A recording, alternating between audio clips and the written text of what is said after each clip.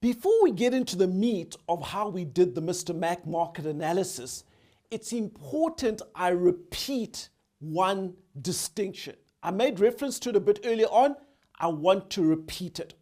What's the difference between a customer and a user? Yep, you heard me correctly. What's the difference between a customer and a user? Now, often the customer and the user are the same, but sometimes there's a difference. I'll use a very, very simple example. My 3.5-year-old daughter loves the cereal from Nestle. My daughter and I call it unicorn porridge. Who's the customer here? And who's the user? Simple, I'm the customer because I choose it amongst many alternatives on the shop shelf. And I'm the one who pays for it.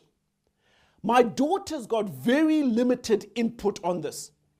Actually, I was the one who introduced her to unicorn porridge because it's nutritious, it's tasty, and it's value for money. But who's the user? The ultimate consumer is my 3-year-old daughter. That's important. There's a difference between the customer and the user. When we did the market analysis for Mr-Mak Learning, this distinction was extremely important. We were already doing a lot of work in business education and training directly, and in partnerships with a number of business schools, a number of companies, a number of public sector organizations. And what we observed was that 90% of business education and training was paid for by companies or public sector organizations. They were the main customers. But the ultimate user was the company or government employees or the business school students. We knew we had to tackle the split persona intelligently, in part by making Mr-Mak Learning accessible by what we call our institutional and enterprise clients, business schools, companies who could onboard their employees onto Mr-Mak in bulk. At the same time, however, we realized that the reason why the broader public was not prepared to pay directly for business school education was that the price points were prohibitive. Let me give an example. A 4-day finance for non-financial managers at a top-tier business school in South Africa is selling for about $1,500. It's a generic product, and you've got people attending these sessions at different levels of financial acumen away from their work for 4 days.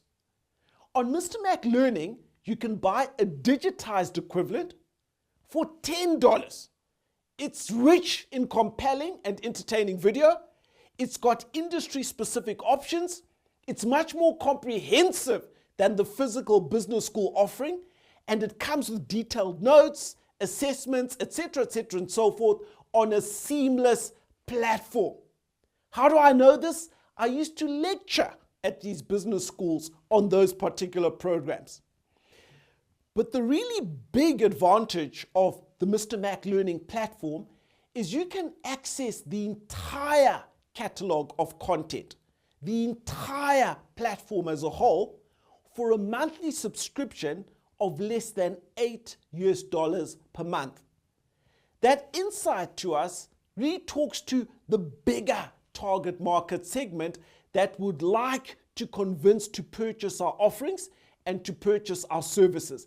And the value for money proposition that Mr-Mak offers is unsurpassed. So working individuals seeking to enhance their business skills, this has got fantastic appeal to them. Parents seeking supplementary lessons for their children in subjects like accounting and economics. Primary and secondary schools seeking to build entrepreneurial skills in students. Non-government organizations in the social development space really trying to build critical life skills with previously disadvantaged youths. This analysis gave us incredible focus and clarity. Foundationally, we wanted to capitalize on business schools and corporates, but at the same time, And simultaneously, we wanted to target individuals in those segments, especially with our Mr-Mak subscription offering. We also did some incredibly detailed market research. And what this demonstrated was that the global workforce should grow by about 230 million people, so that by 2030, it's going to be 4.5 billion people. Now, much of that growth in the global workforce is coming from the African continent. The challenge we face in Africa regarding education is that if you use the classroom-based model that's dominant at the moment, if you use the current tertiary education and business education systems, we will not be able to meet the demand because the capacity is simply inadequate. Also, if you take a look at the existing education system, frequently the content is outdated. It's decreasing in relevance.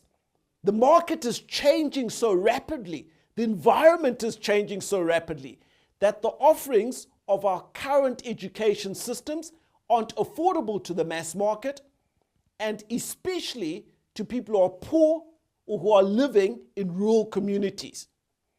We've shown that Mr-Mak Learning is able to develop up-to-date, compelling, entertaining, educational content. We've shown Mr-Mak can reduce the distribution costs, and we've shown that we can extend our service to far less wealthy people and to rural areas. That should enable people to adapt, make them more relevant, and for us to really contribute to a productive workforce. As we do that, we're going to be expanding our capabilities as an education company. We've also demonstrated that Mr-Mak Learning can really be an effective ecosystem. It can link learners, it can link educators, it can link institutions. And we're going to do this by really combining our content, our data, and our technology platform into something that's unified and that's seamless. And we showed in our business plan that the global higher education market was in excess of $2.2 trillion in 2019. The online degree market was worth $36 billion in 2019, and it's expected to grow to $74 billion by 2025. We drilled down into the details of this market, and then we brought it back home by saying, if we take a look at the African market, it's largely unserviced, there's great potential, but it requires price points that are accessible. And that's where the significant opportunity lies. Servicing an existing market segment within Africa, which has not yet been tapped into. Finally, we went and we identified our key competitors. And then we stated how we were different from them, why our targeted market segment would be more receptive to the Mr-Mak offering. Again, we're incredibly detailed in this regard. But going through that process really grew our confidence. Our competitors were big, multi-billion-dollar companies with far more resources than us. But despite this, in our target market segments, we had a much better catalog, much more compelling price proposition, and a brand that was much more in tune with African needs.